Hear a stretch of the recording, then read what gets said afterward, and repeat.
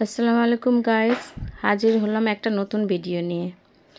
তো শুরু করলাম আবার সেই সংসারের কাজ।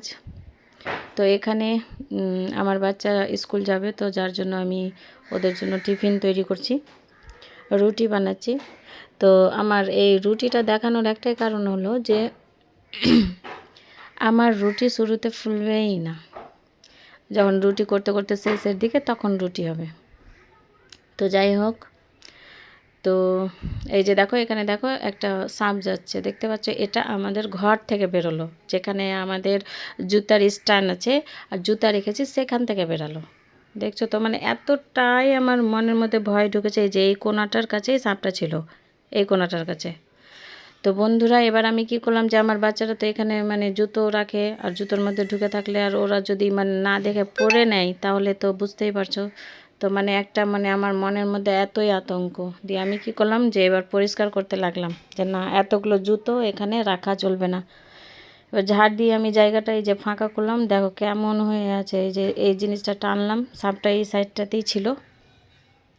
পরিষ্কার করলাম, মোছামাছি করার পরে আমি কি করলাম, যতটা জুতো মানে যেখানে সাপ ঢুকে থাকতে পারে সেইগুলো করলাম উপরে, এই যে একদম ক্লিন করে। আর এখানে ইট দিয়ে আমি উঁচা করে দিয়েছি যেন যদিও ঢুকে বা আর কিছু, কারণ দুইবার ঢুকা হয়ে গেল, তো যেন বোঝা যায়। এই যে নিচে স্লিপারগুলো রেখেছি আর উপরে সব জুতা, এই যে পুরো ফাঁকা করে দিয়েছি, পুরো ফাঁকা। মানে এতটাই আমার মনের মধ্যে ভয়।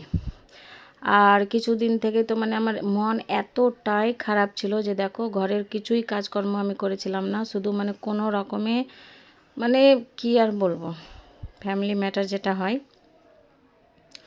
আর এইখানে দেখো আমি মানে ওদের জন্য খাবার করছি, ভাত করলাম আর এই যে ডাঁটার তরকারি আর এই যে মাংস।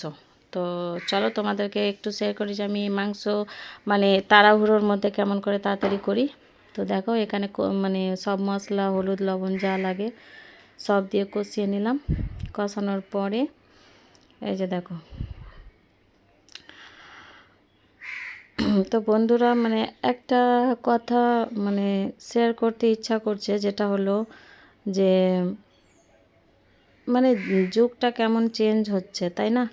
যেমন ধরো যে আগে দোকানে যেতাম, তো দোকানে লেখা থাকতো যে গ্রাহক দেবতার সমান। তো মানে নিজেকে কত মানে একটু ভালো মনে হতো, যে মানে একটু সম্মানীয় মনে হতো যে হ্যাঁ।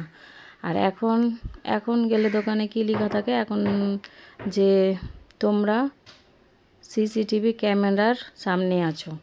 তো নিজেকে কি মনে হয়? চোর মনে হয়। তো যুগ জামানা একদম পুরো চেঞ্জ।